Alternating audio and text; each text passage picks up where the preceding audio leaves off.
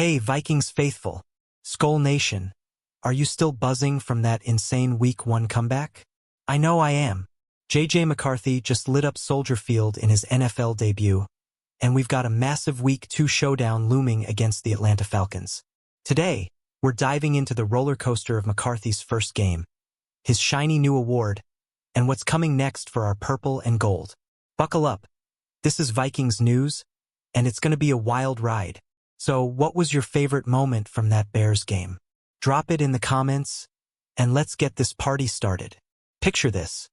It's Monday night, Soldier Field is roaring, and our rookie QB, J.J. McCarthy, is stepping into the NFL spotlight for the first time. The kid from Michigan, who led the Wolverines to a national title, is now carrying the hopes of Vikings fans everywhere. But let's be real, it wasn't all sunshine and rainbows early on.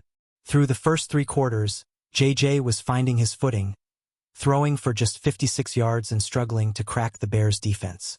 You could feel the tension in the air. Could our guy handle the NFL stage? Then, like a Viking warrior rising from the ashes, the fourth quarter hit, and J.J. turned into a legend. He slung 87 yards, including 2 touchdown passes, one to Justin Jefferson for 13 yards and a 27-yard beauty to Aaron Jones. Oh, and don't forget his 14-yard scamper for a score, faking out the Bears' defense like it was nothing. That's 3 TDs in the final frame. Folks, the first QB in NFL history to pull that off in his debut. What do you think? Did JJ's clutch performance give you chills? Let's talk about that rough patch, though. Third quarter, McCarthy threw a pick-six to Bears corner Nation Wright, a former Viking, no less. Ouch. That play put us down 17-6, and it felt like the game was slipping away. But here's where JJ's mental toughness shined. He didn't flinch. As teammate Brian O'Neill said, JJ was walking the sideline with conviction, rallying the troops, saying, "It's about to pop," and pop it did. How do you think that pick-six moment shaped JJ's growth as a QB? Let me know below. Fast forward to Wednesday, and the NFL dropped a bombshell. J.J. McCarthy is the NFC Offensive Player of the Week. That's right, our rookie QB, in his very first game, snagged a conference award.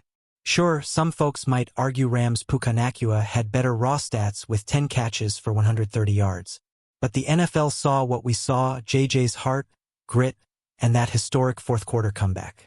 He's the first QB since Steve Young in 1985 to erase a 10-point deficit in his debut.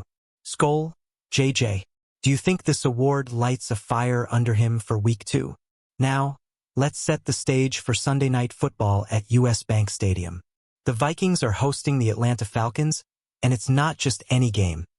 It's a rematch of the 2024 National Championship. J.J. McCarthy, then with Michigan, outdueled Michael Penix Jr. and Washington, 34-13.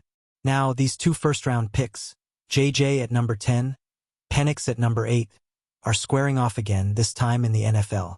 The buzz on social media is electric, with fans calling this a must-watch showdown.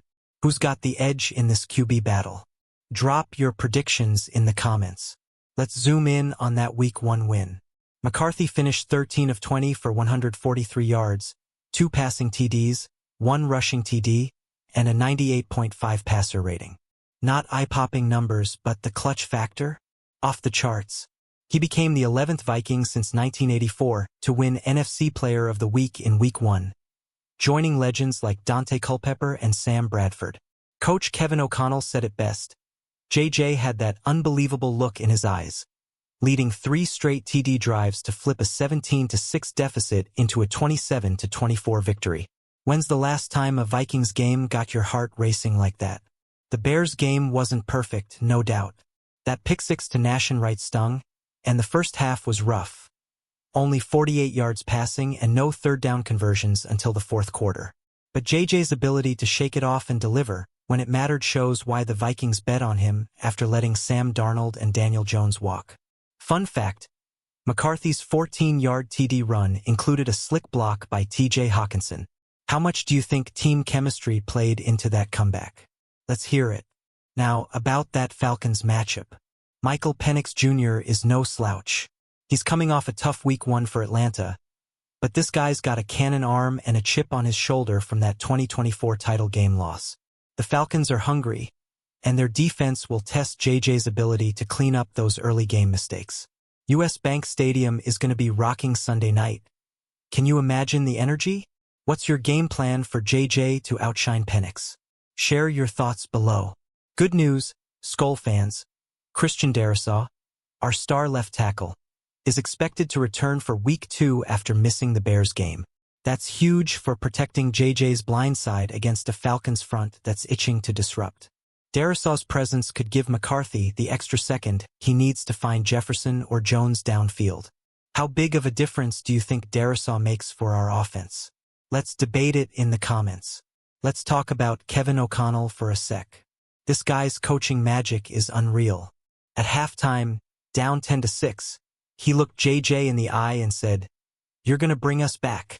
That's the kind of belief that fuels comebacks. O'Connell's now overseen 15 NFC Player of the Week awards in just 52 games as Vikings head coach. That's wild. What's your take on KOC's impact on this team? Is he the secret sauce behind JJ's debut? Back to JJ's big moment. His fourth quarter stats are worth repeating. 6, 4, 8, 87 yards, 2 TDs, and a 149.5 passer rating. Plus, that 14-yard rushing TD showed he's not just a pocket passer, he's got wheels and smarts. Vikings fans, we've been waiting for a QB like this, haven't we? A guy who can take a punch and still deliver. What's one thing JJ needs to improve before facing Atlanta? Drop it below. The Falcons game isn't just about JJ and Penix. Our defense, led by guys like Jonathan Greenid and Andrew Van Ginkel, needs to step up. Atlanta's got weapons like Bijan Robinson who could exploit any gaps. But after holding the Bears to 24 points, I'm feeling good about our D. What's your biggest worry for this game, Falcons offense or JJ's growing pains? Let's talk it out. One more thing on JJ's debut.